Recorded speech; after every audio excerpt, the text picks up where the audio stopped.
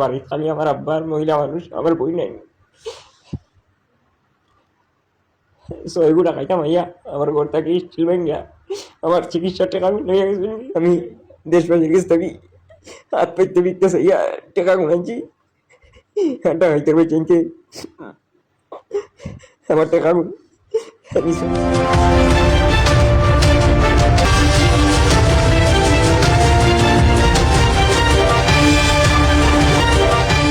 প্রিয় দেশবাসী, আসলে তা হইতাম আপনারা আমি ইন্ডিয়ার চিকিৎসার লাগে আছি, আপনারা সবাই জানোই। তো যে টাকা আমি লোকে লইয়া আসলাম, টাকাটা আমার শেষ হয়ে গেছে।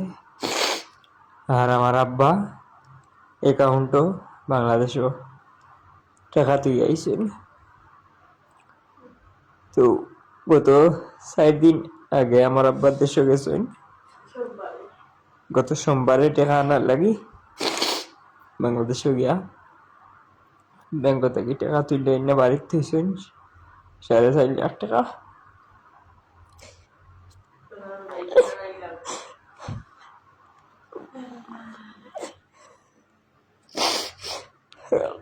আজকে রাত্রে আমার বাড়িতে খালি আমার আব্বা আর মহিলা মানুষ, আমার বই নাই। 6 টাকা খাইতাম আইয়া আমার ঘর থেকে স্টিল ব্যাংকিয়া আমার চিকিৎসার টাকা আমি লইয়া গেছি।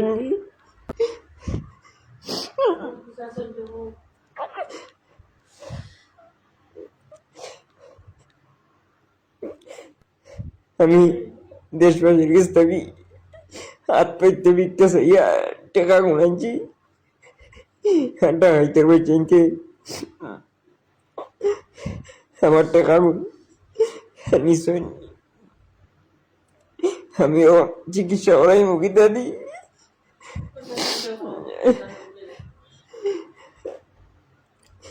তবে 2 জন রে আমার আব্বাই চিন্তা পারছেন।